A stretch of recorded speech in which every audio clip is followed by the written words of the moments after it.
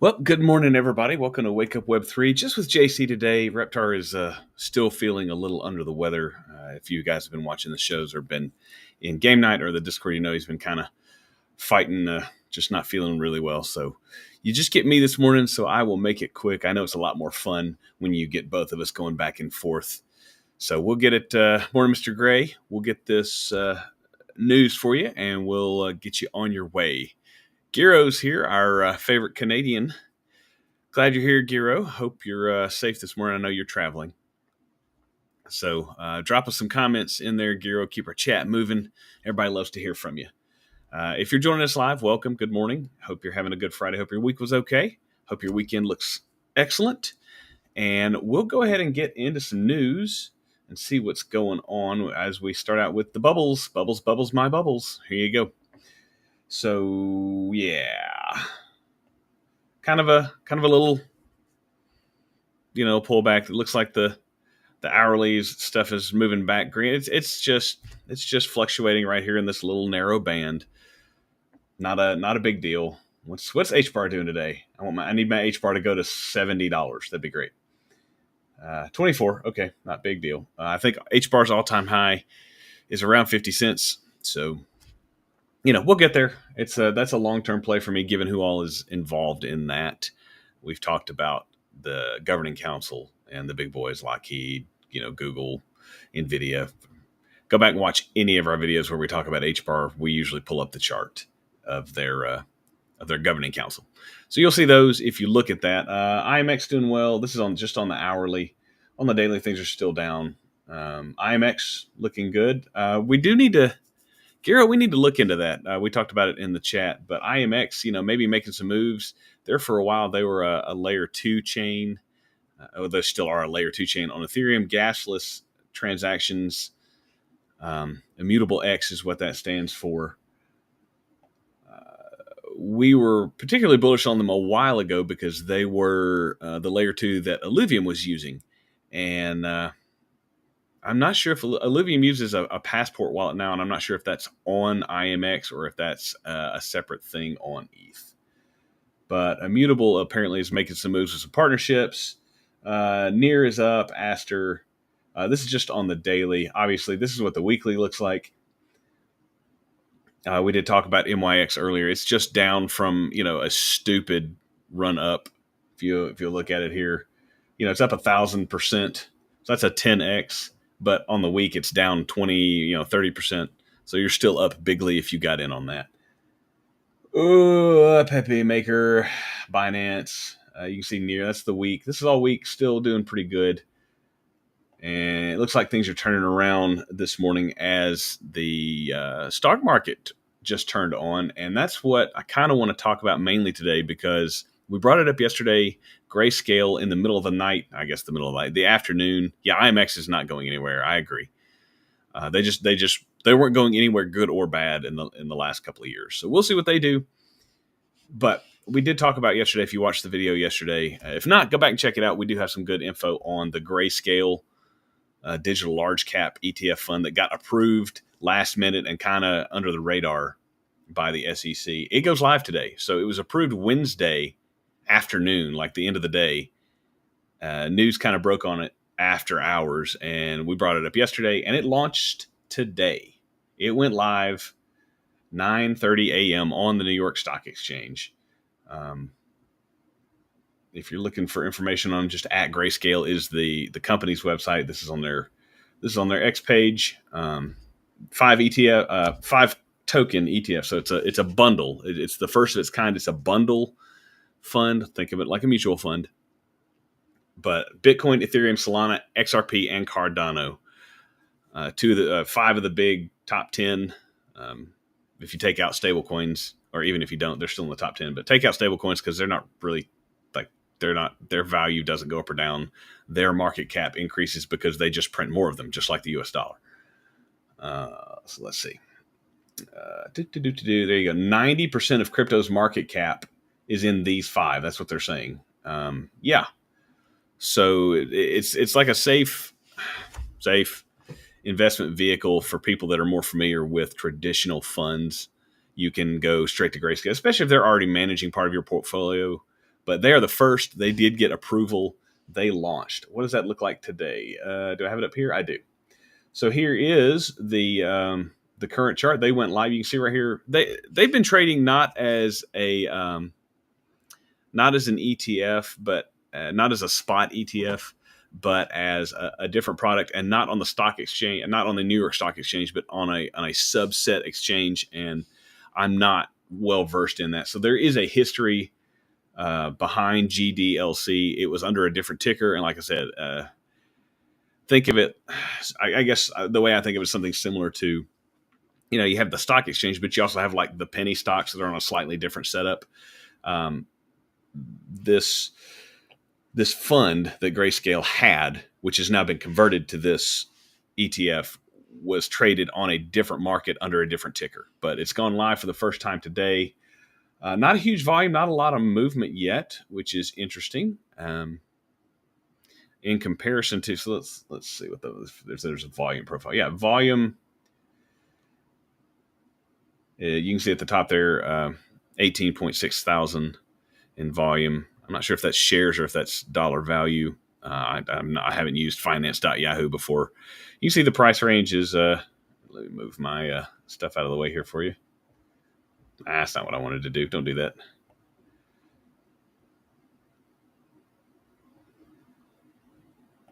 Can I move you? I'll just do this. I'll get this out of the way for just a second. You can see, get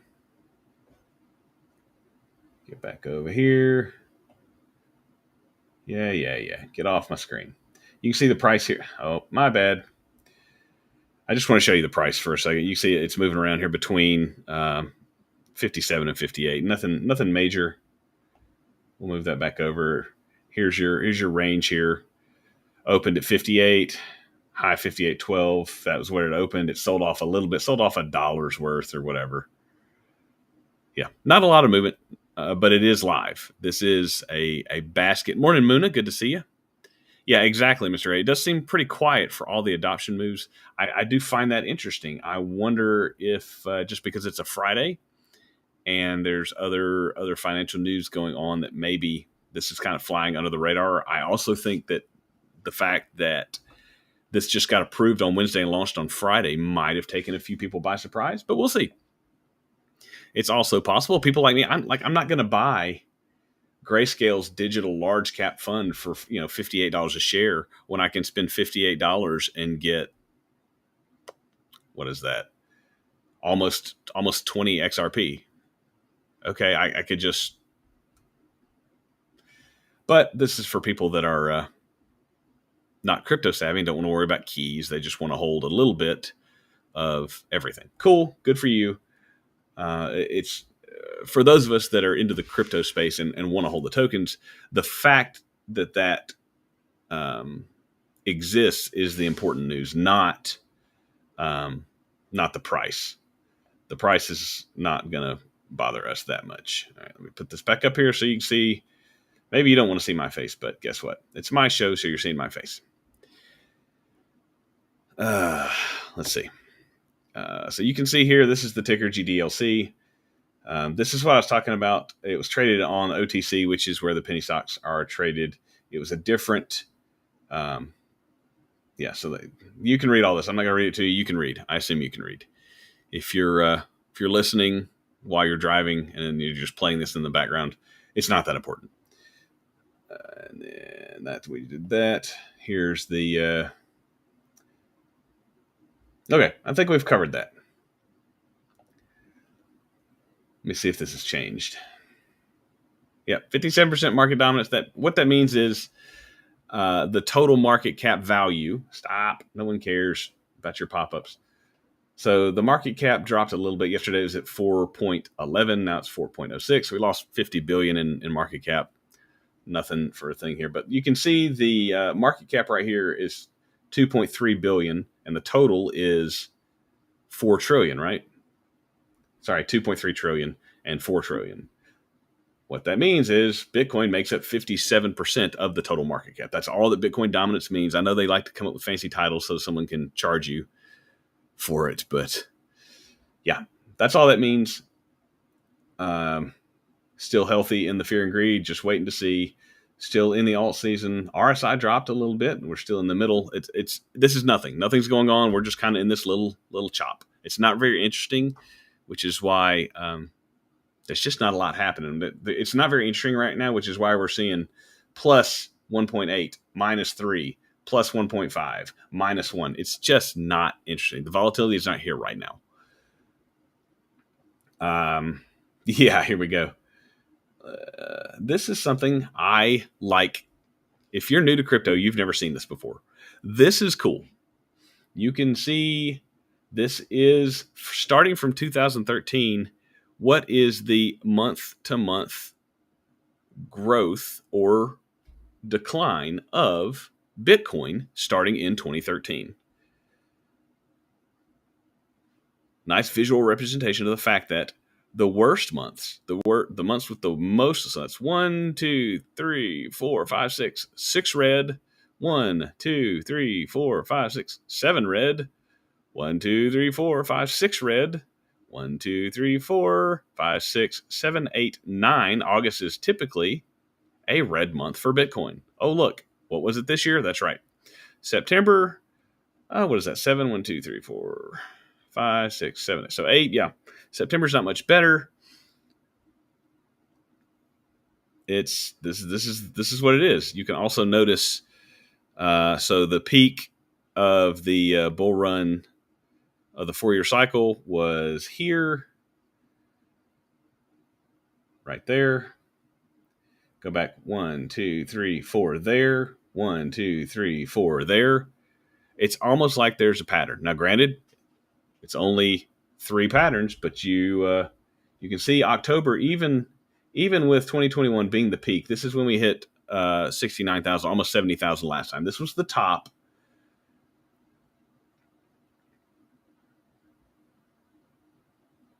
And then we went down. So again, fall back, top. Oh, I lied. Okay, so we still went up here. This was the top here. Then this was the top here. So we should be looking in here for a top. But we talked about yesterday with the money cycle, the debt cycle, the global money supply cycle that we see, and the interest rates rising and falling with interest rates coming down over the next 6 months to a year, as many as 4 more times are being predicted. Cheaper money is what drives these types of investments, or is one of the things that drives these types of investments on the large scale.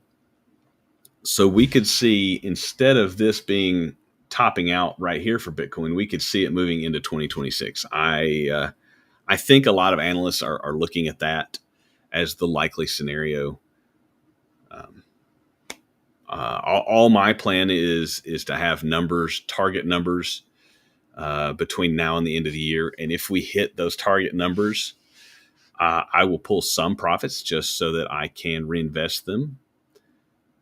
But if we don't hit those targets, we get close, and we start to see indicators that maybe things are slowing down, turning around, maybe I'll still pull some profits, but maybe not as much. Whatever. We don't give financial advice. I'm not telling you what you should do, except that I will say this: don't be afraid to take profits, even if you don't get all the profits. It's better to have some profits than no profits and round trip your bags again. So many of us in the Alvorges community did that in this last cycle, and we have promised ourselves we're not going to round trip our bags again. At least not all of them. I'm not planning on selling out all of my crypto just because I believe in its long-term use case and utility, and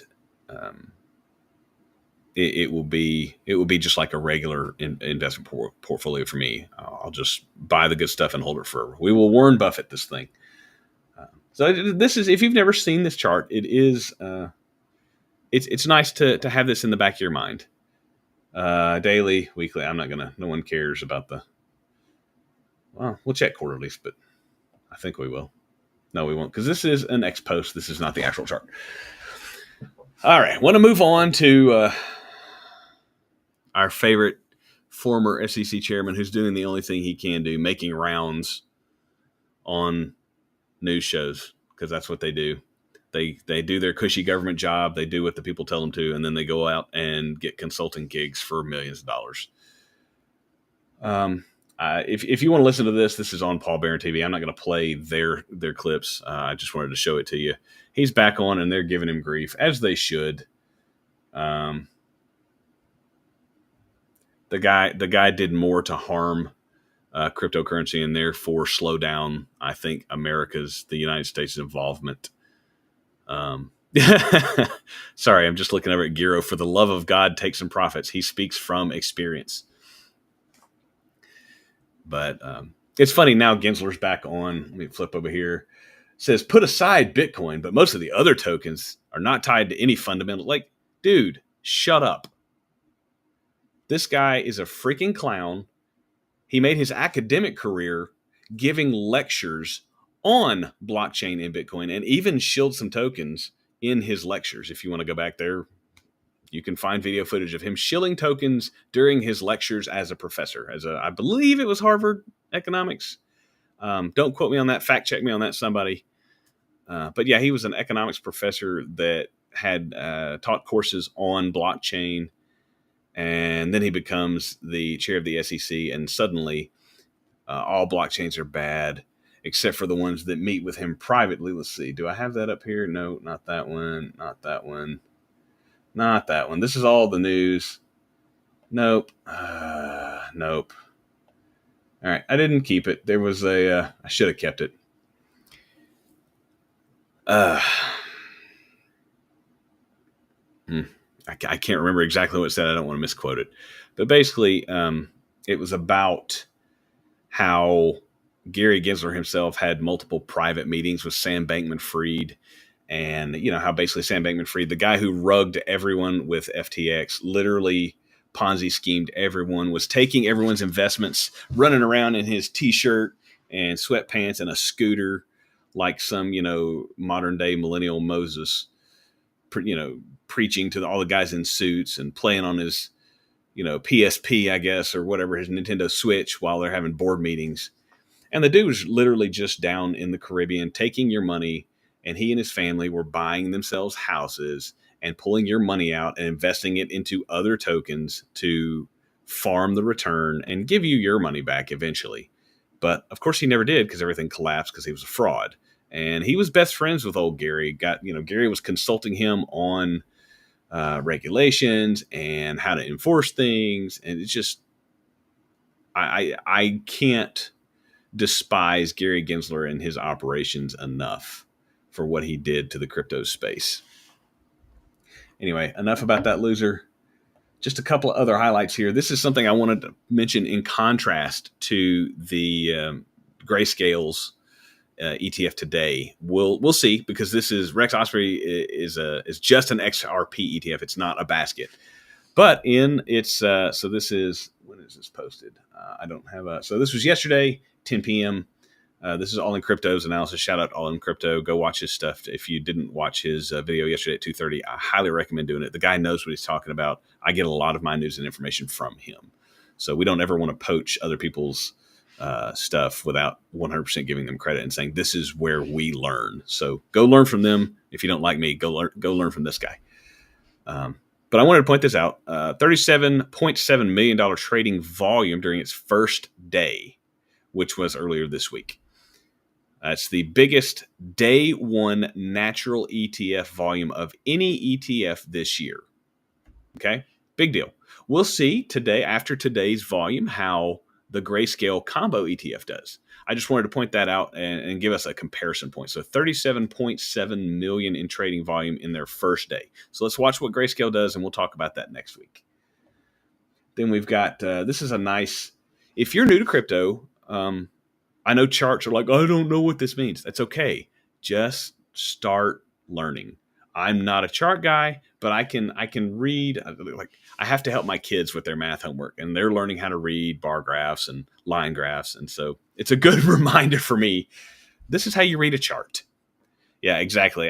Selling any XRP or any H bar. I'm gonna sell some just because I think I'll have the opportunity to buy the bear market. So I want to have some funds during the bear market to buy these tokens. If if I could wave my magic wand and take some profits here at the top, I would ideally like to get at the bottom of the bear market or somewhere near there. I'd like to get 2 Bitcoin, one for each of my kids, and just leave it. Like put that, they can have, I'll get 2 cold wallets, and I will put 1 Bitcoin in each of them, and that will be for my kids for later on. But we'll see. We'll see if that's exactly, Mr. Gray, time in the market, not timing the market. Just hold on. If you can Warren Buffett this thing, just do it. Buy it and don't ever sell it. But I want to get into this chart for just a minute. So this is the comparison of altcoins versus Bitcoin. So this is the altcoins versus Bitcoin. So when it's down, that means altcoins are low and Bitcoin is high. Or when it's up, that means altcoins are up more than Bitcoin. We talk about market dominance. This is another chart about that. Same type of stuff. These are, you connect the lines, you put a line here and you put a line here. I'm a little, I typically like the idea, if you're going to use the top of a wick, then you need to use the top of the wick down here. And they can say, yeah, well, we use this top of the wick. Okay, maybe. Where you draw your lines is up to you. I just wish they would have used this top of the wick, and that would have flattened this line just a little bit. So that just to say that with this right here, but we look at not market dominance, this one. We look at alt season right here.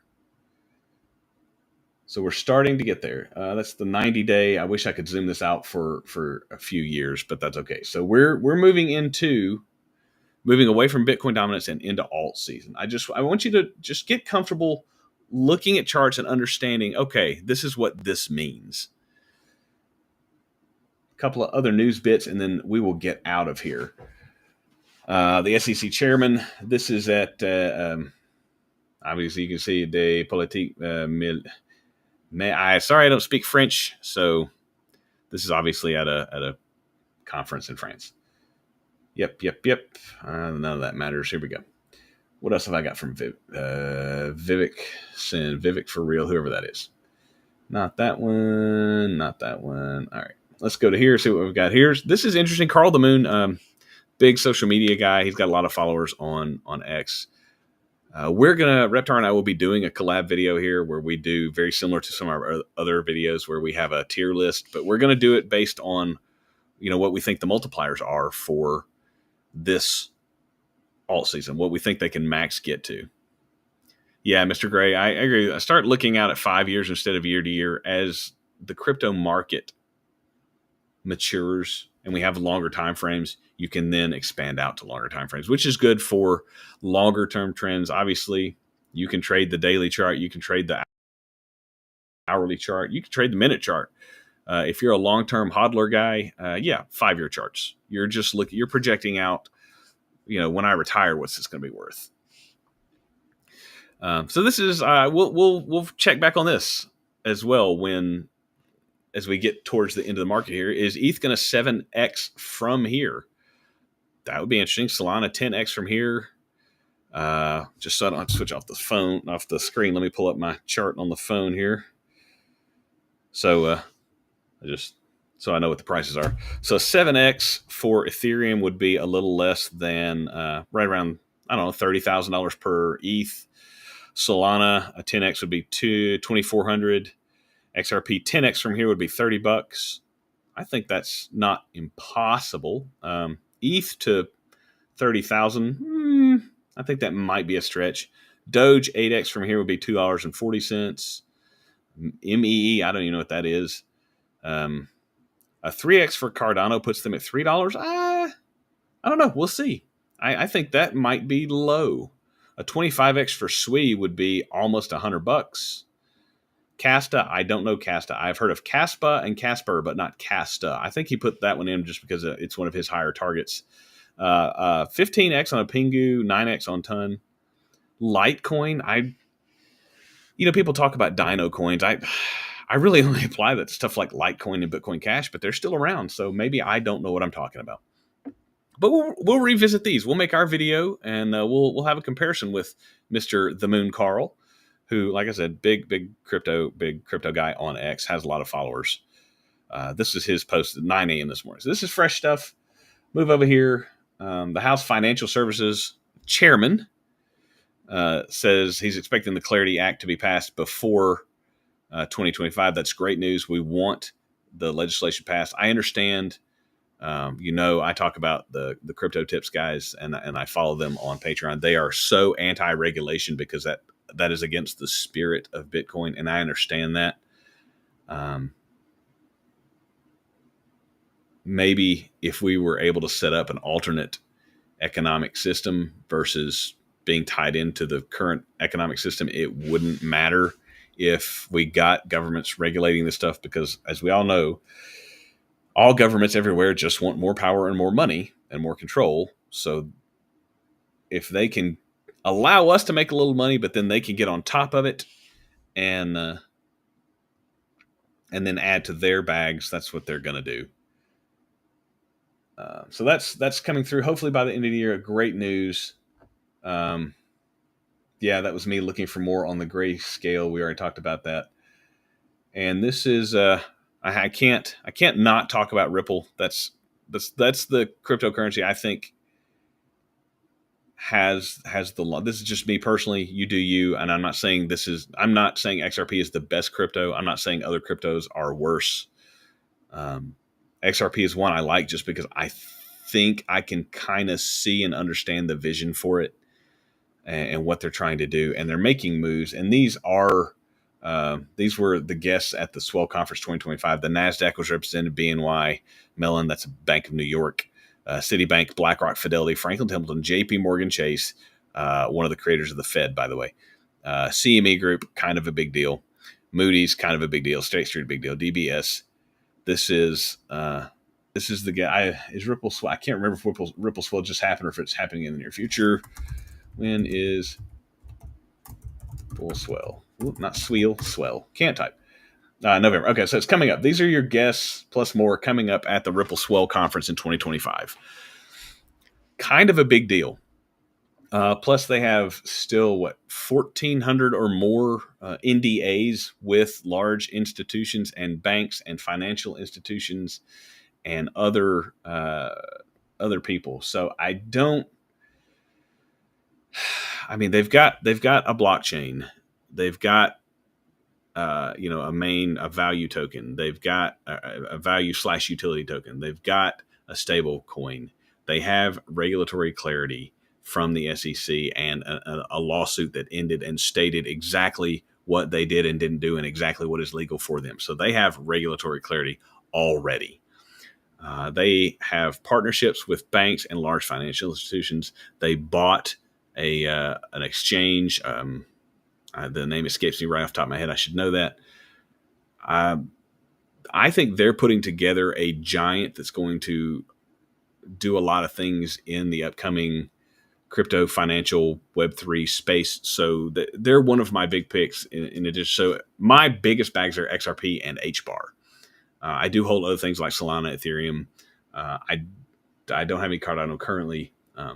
So I'm by no means, an XRP maxi and everybody else is garbage. So but those, I'm very bullish on them. Let me turn that off. That's all I've really got for you today, unless there's somebody that's got something fun in the comments. Giro says, those are your stores of value and your means to outsource other money options like collateral and loans, etc. Exactly, Giro. We talked about that yesterday, how the big boys use their money to take out loans, and they live off of the loans, and they use the loans to make enough money to pay back the loans. So they have no actual income, because a loan is not income. That's money you borrowed. Then they live off of it. They pay their bills. They make enough money to pay back the loan with it, and then it's a wash. And so long as they don't cash out any investments, you're not paying capital gains if you haven't taken any gains. Your money's just sitting there. So yeah, that's exactly right. It's your store of value in the long term. And cold storage. Yeah, definitely your big cap stuff. If it's a long-term hold, you're not looking to buy and sell it, in a few weeks or months. Get it off the exchanges just for safety. If you're new, the phrase is not your keys, not your crypto. And if you have a hot wallet, if you have a Coinbase, if you have a MetaMask, Yeah, those are your wallets, but you don't hold the keys to those. Others, your money on Coinbase. Think of Coinbase like a bank for your crypto. So just like you put your money in the bank, and if you have enough, they'll give you some interest, but they're also loaning it out. Coinbase is the same type of thing. You can buy and sell crypto on Coinbase. It is an exchange. You can keep it there, but you're just basically staking a claim to some crypto in their vaults, and you're allowed to withdraw it. At least so far, with a few hiccups, you're able to withdraw it to your private vault, your private wallet, whenever you want, with a few exceptions. And typically, what that is when there's massive volatility and a lot of volume. Sometimes the system gets bogged down for the little guys like you and me. Now, the big guys can still move their money around, but for some reason we can't buy. We can't. Well, we can always buy, but we just can't sell our stuff when the price goes up through the roof. So, if you're a traditional financial guy, you'll remember when Robinhood basically shut down trading, shut down selling. You were, except for a few large hedge fund accounts. Same type of stuff it has and will happen on centralized exchanges. That's something that you need to be aware of, which is why if you're not, buy, sell, trade actively, just pull it into an offline wallet. Keep your keys safe and secure, and then you're good to go for if you want to move it on. If a time comes and you see stuff, you're like, either you need to sell it, or you're like, hey, I want to take some profits. You just move it back on either to a centralized exchange or a decentralized exchange, and make your trade and make your money, and either offload the cash to your bank or keep it in a stable coin and put it back in your cold wallet. Yeah, definitely on those guys. It's very important. You can see every time we do a video, we're pulling up information from people that we trust and follow and they have a track record of having good information, and their data over time ends up being more correct than not.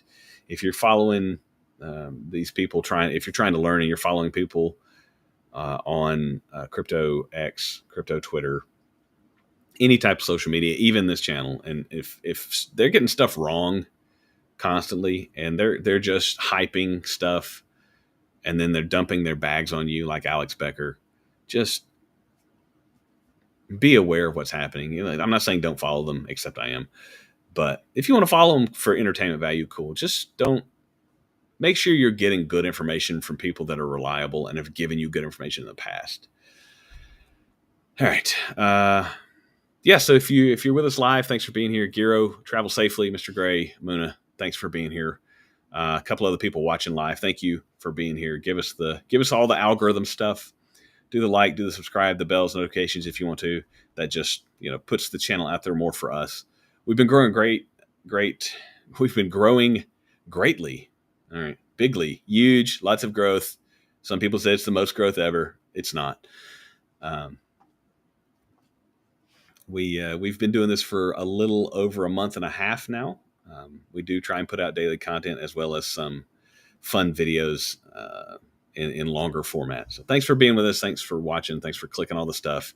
Get in our Discord. Share your knowledge and experience. We'll share ours. And Giro, love your brother. Be safe up there. Come join the U.S. I want to outro with Chompy again.